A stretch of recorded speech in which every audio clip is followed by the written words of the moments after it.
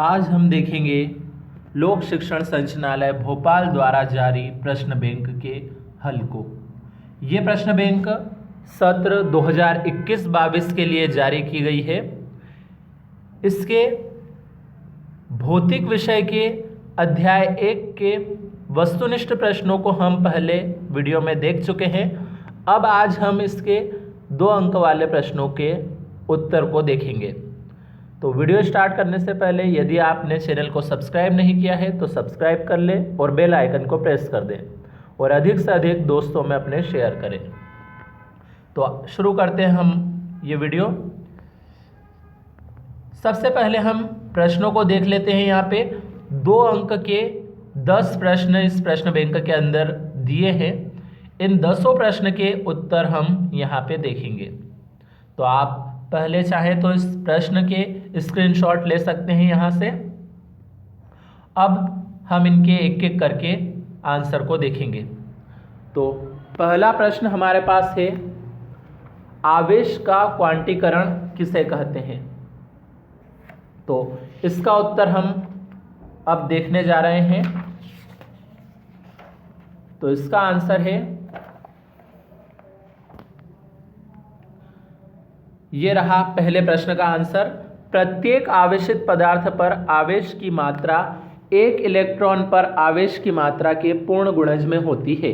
अतः किसी आवेशित पदार्थ पर आवेश की मात्रा Q बराबर ±NE हो सकती है, जहां N बराबर 1 2 3 4 अप टू सोन तथा E बराबर 1.6 × 10⁻⁻19 कूलाम।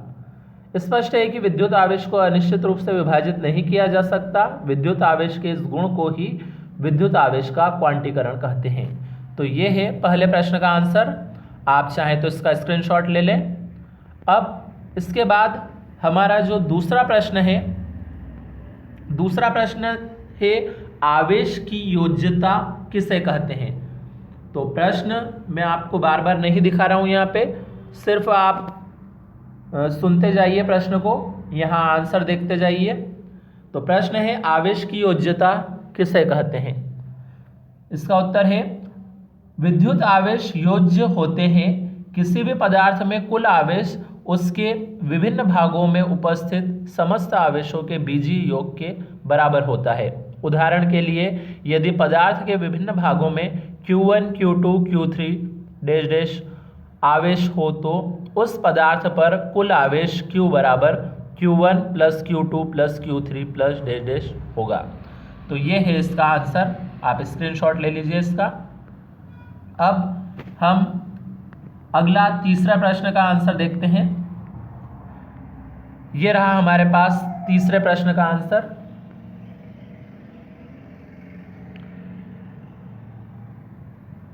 तीसरा प्रश्न है, आवेश संरक्षण किसे कहते हैं?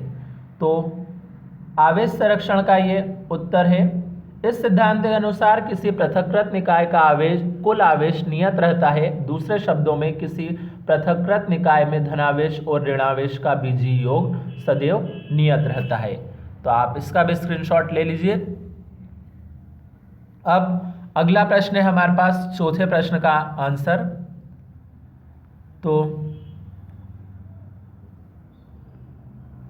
ये है हमारे पास चौथा प्रश्न, विद्युत संबंधी कूलाम का नियम लिखना है। तो कूलाम का नियम क्या है?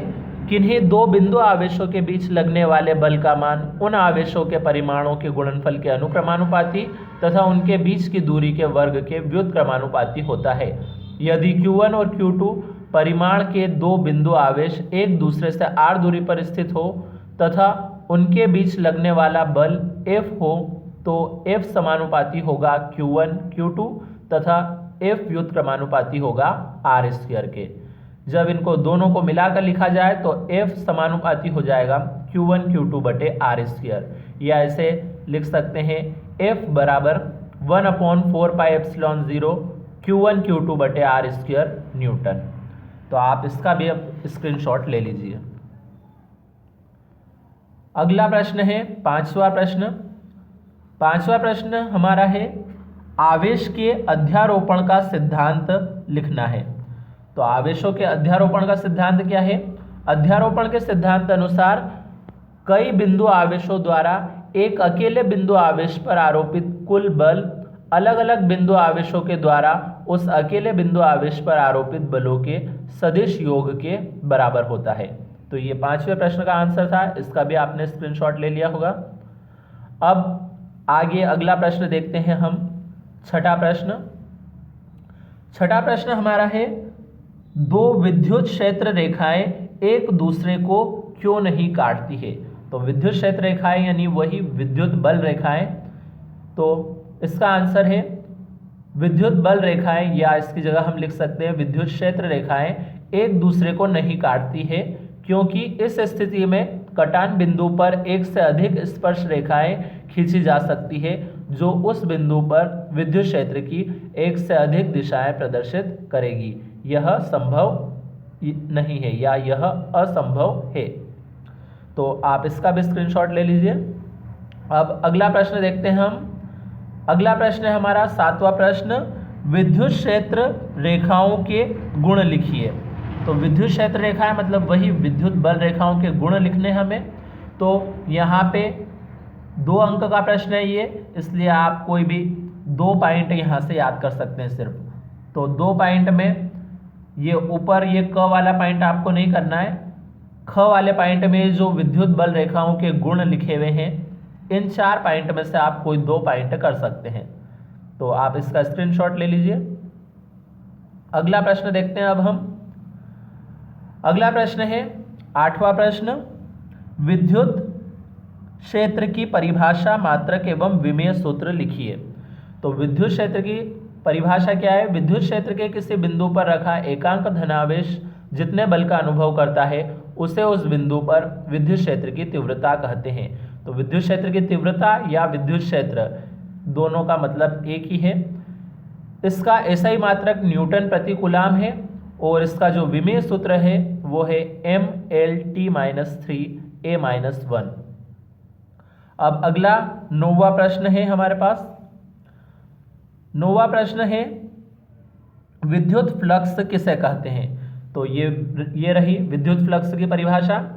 विद्युत क्षेत्र में स्थित किसी क्षेत्रफल से अभिलंबवत गुजरने वाली कुल बल रेखाओं की संख्या को विद्युत फ्लक्स कहते हैं। इसका एसआई मात्रक न्यूटन मीटर स्क्वायर प्रति कूलाम है। तो आप इसका स्क्रीनशॉट ले लीजिए। अब अगला 10वां प्रश्न एक सवाल है। तो सवाल यहाँ पे लिखा हुआ है, वायु में एक दूसरे से 30 सेंटीमीटर की दूरी पर रखे 2 छोटे आवेशित गोलों पर क्रमशः 2 × 10⁻⁻7 कूलाम तथा 3 × 10⁻⁻7 कूलाम आवेश है, उनके बीच कितना बल लगेगा? तो ये था 10वां प्रश्न और इसका ये हल यहाँ पे करा हुआ है 10वें प्रश्न का। तो आप इसका भी फटाफट स्क्रीनशॉट ले लीजिए। तो इस तरीके से हमारे ये कक्षा 12वीं भौतिक शास्त्र के अध्याय 1 के 2 अंक वाले प्रश्न भी कंप्लीट हुए। अब हम अगले वीडियो में आगे के प्रश्नों को देखेंगे।